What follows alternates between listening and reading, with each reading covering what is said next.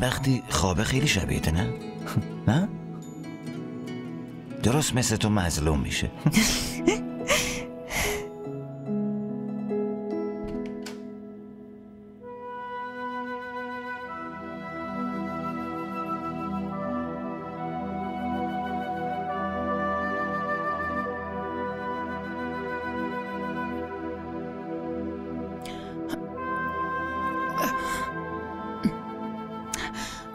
من میدونم که تو خیلی ازم متنفری حاله.